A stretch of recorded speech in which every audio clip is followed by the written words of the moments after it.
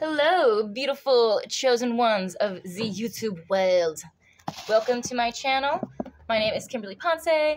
I'm chilling today. Hope you're chilling. Hope it's a good day. I hope it's a blessed day. Today we're going to talk about people judging other people and just the whole premise of being judged. I have a couple of verses in Matthew that talk about this. So this is Matthew chapter 7. It says, "Stop judging that you may not be judged." Oh. Okay. I always want to cross my leg, cross my knees, but can't do that right now. Stop judging what you may not be judged. Stop judging that you may not be judged. For with what judgment you are judging, you will be judged. I feel like that's kind of a tongue twister. And with the measure that you are measuring out, they will measure out to you.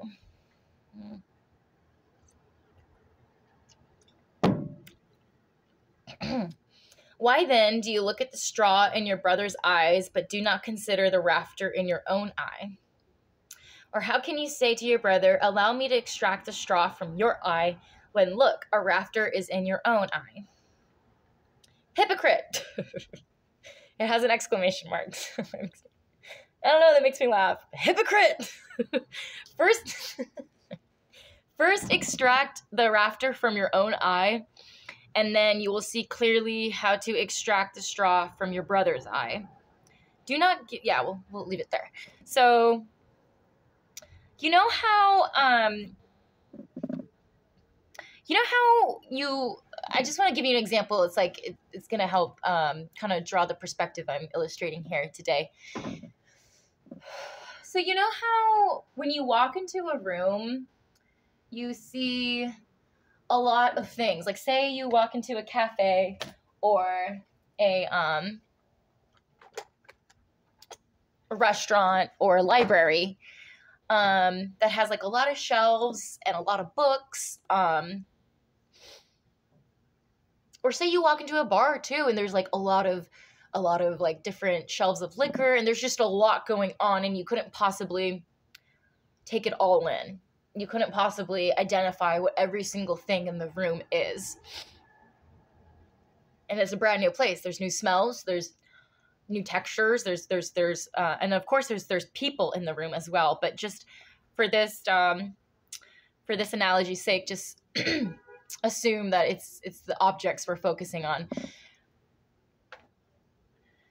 Our brains can't actually take it all in one go. So what our brains will do is fill in the gaps ourselves and assume that what we see out of the corner there, like sitting on the top shelf, is a book, a series. It looks like a series. But you can't even like see it all the way, and you can't possibly identify every single object. It's like a new place, and you're taking it all in. So what your brain will do is actually kind of assume what it is, or it'll fill in the gaps or kind of create a shortcut so you can handle and digest your reality in the moment. Otherwise, it would be too overwhelming. That's our brain's way of digesting and tolerating a reality that's in front of us. So that's kind of what happens too when people are going about their day, and it may feel like others are judging you, or maybe you feel like you're even judging others, but really like what our brains are doing is, there's a little bit of like judgmentalness in every human because human nature, but really I think what's happening is just us digesting our environment around us. And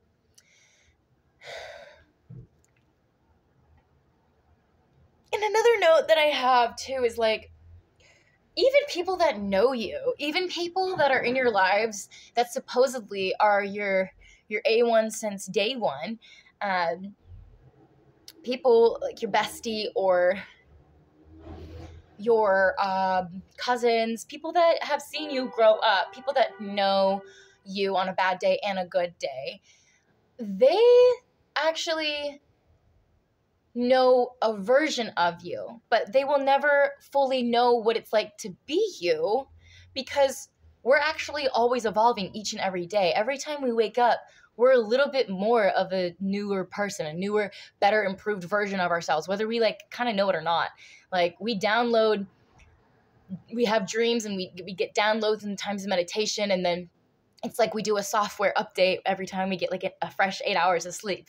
And then we wake up and we're like, okay, like I'm still essentially, quintessentially the person I was 10 years ago, but I'm a little bit different too. So even if you feel like other people are judging you, it's kind of just best to let them, because they have to think something of you.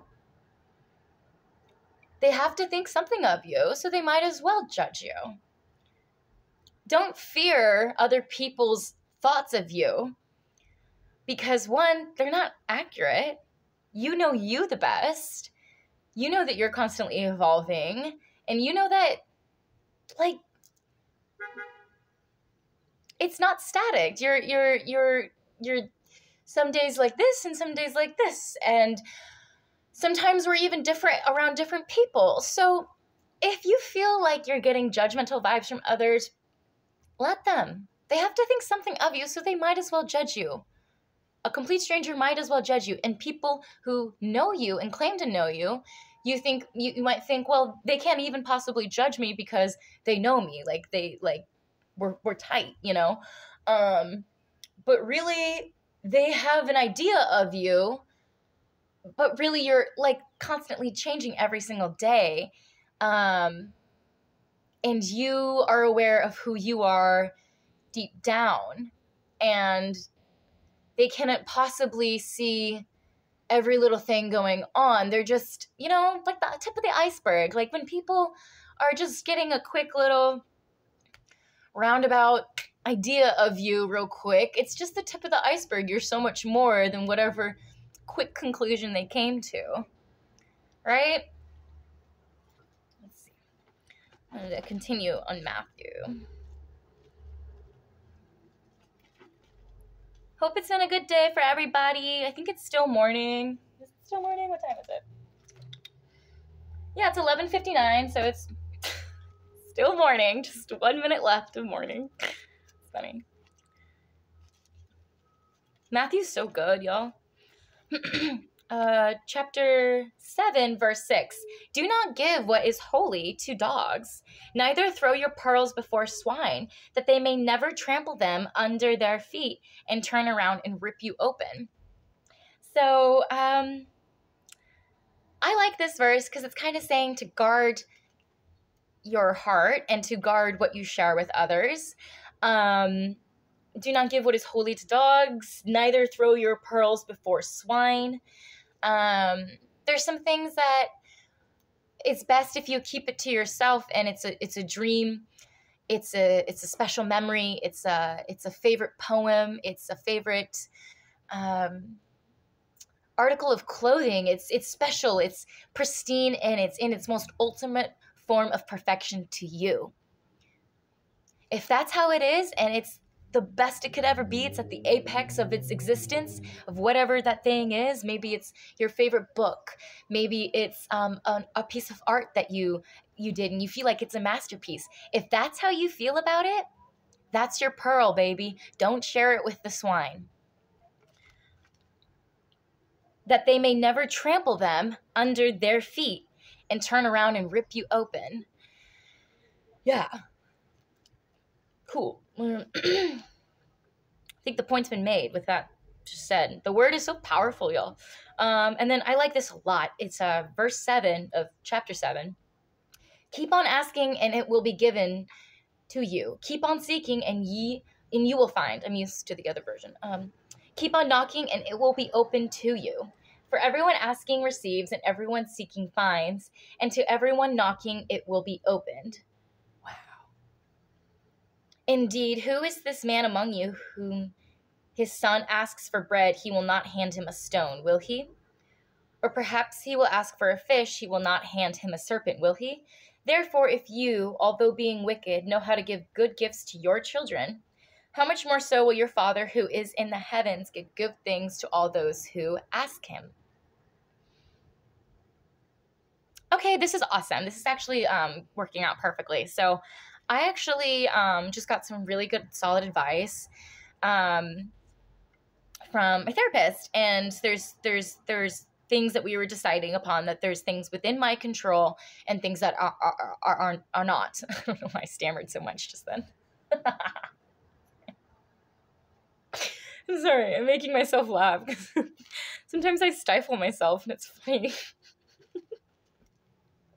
Okay, so right here we can see, if we continue to seek what is within our control and we're pouring into ourselves and we're asking God for things that are our prayer requests, and we continue to seek, He will eventually respond to you in kind with whatever it is that He feels suits your situation best, or your day best, or your this chapter of your life. And we may not always know why things are happening the way they are, because there's always like a bigger picture to things. Like, for example, today was my scheduled MRI for my knee, and apparently it was just canceled for like no reason.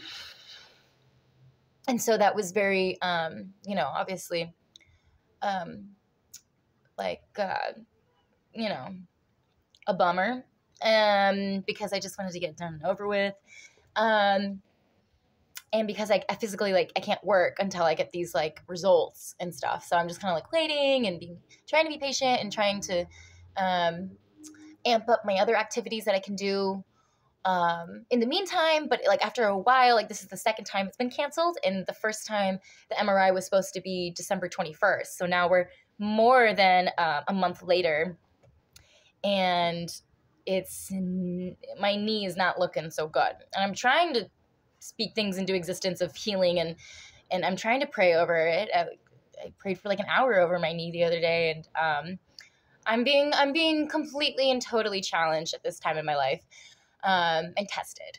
So it's like we have to continue to keep our heart posture open and grateful, in order to be able to continue to ask for help, because the gratitude is actually what opens doors for more blessings and more resolve and solutions to come into our lives. It's kind of like if we were to keep a heart posture of resentment and bitterness, like, the door's way more likely to stay shut, and blessings are you're yielding yourself to blessings coming through when it's like an icy heart, and you don't trust anymore, and you're scowling on your face all the time. You're angry at the world for doing you wrong, and like you just never want to get to that point, even though a lot of us have plenty reason to feel that way, right? It's the ultimate test in life: is am I gonna be choosing to continue to believe that like something miraculous is going to happen and stay positive and keep a hot posture of gratitude, or am I going to let the darkness take over? And there's plenty of reason for those feelings to feel very strong and overwhelming at times. But if we continue to go to Him, and indeed, like here it says in verse 9, who is the man among you who asks his son for bread? He will not hand him a stone, will he? Or perhaps he will ask for a fish. He will not hand him a serpent, will he? Therefore, if you, although being wicked, know how to give good gifts to your children. So, like, we're just humans that are like completely capable of being wicked and having this heart of capability of sinning and going back on what we said we do. And we're human, we're infallible, and am I using that word right?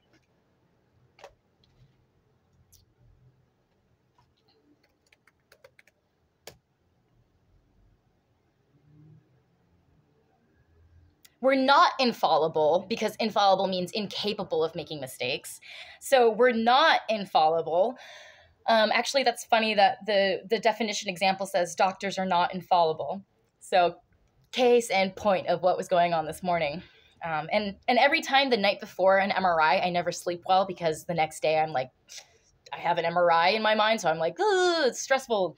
So this is like the second time of waking up and being like, okay, let's go, ready, and let's get this done and over with. And they're like, yeah, it's canceled.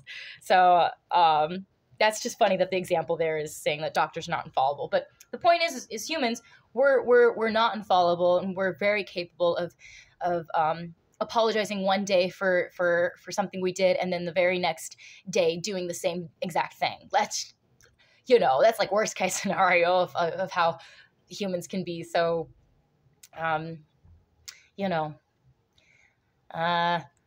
want to say wicked, but just susceptible to the realm of darkness, and susceptible to our impulses and emotions. But what he's saying here, I feel like God's saying here, is that, okay, well, what do you think I can give you? If I'm God and you ask me for help and you continue to knock, you will receive. Continue to seek and ye shall find. He's like saying right here, oh, that's cool. I just got some spit on my Bible. Cool. Okay. Therefore, if you, although being wicked, know how to give good gifts to your children, how much more so will your Father who is in the heavens give good things to those asking him? So whatever it is that's on your heart right now, continue to ask for help. Continue to keep that heart posture super positive and open and full of gratitude, and he will give what it is that you need to you according to your situation and whatever it is that he feels it's suiting you best. But continue to go to him for help, and that's how good God is, how gracious God is. That's basically the message, y'all. I wanted to do like a little bit on judgmentalness in life and how we can understand that a little bit better. Don't fear other people coming to a conclusion about you. Don't let that stop you from doing what you want. Maybe you want to perform. Maybe you want to start a food truck. Maybe you want you're ready to start your small business, but you're afraid of what others might think, and it's totally valid. Life is full of moments where we're vulnerable, and others can tear us down in our dreams in the moment of where we're feeling the most excited. But don't let other people coming to a conclusion about you, i.e. judging you, stop you from playing the game, because they have to think something of you, and likely whatever it is they're thinking of you, or the whole idea in their mind of you, it's not accurate, because that's just one blip of you in their life on a radar of a bunch of blips in life. So how accurate is it really anyway? And as I mentioned in the video the other day that I made, actually, according to like quantum physics, I was reading this really awesome book. I should read that book again. It's like, depending on when you open a letter, it can change what the letter says. So depending on when somebody sees you and what kind of day they're having and what you're wearing, what energy you're putting out, it changes what they think of you. Don't let it get to you. Who cares? Like, whatever they're thinking, it's likely totally inaccurate of who you really are, because you're so much more. You're an entire person on a continuum of life. Of like 80 plus years, 80, 90 years. And we're an accumulation of all of these moments. So who cares what they think of you in this one moment? Right? Who cares? You just do you, boo, because you're awesome. And I love you. And thanks for watching. I hope this was encouraging, informative, uplifting, you name it. But you know what comes next. Stay safe. Stay blessed. Stay chosen. Peace, y'all.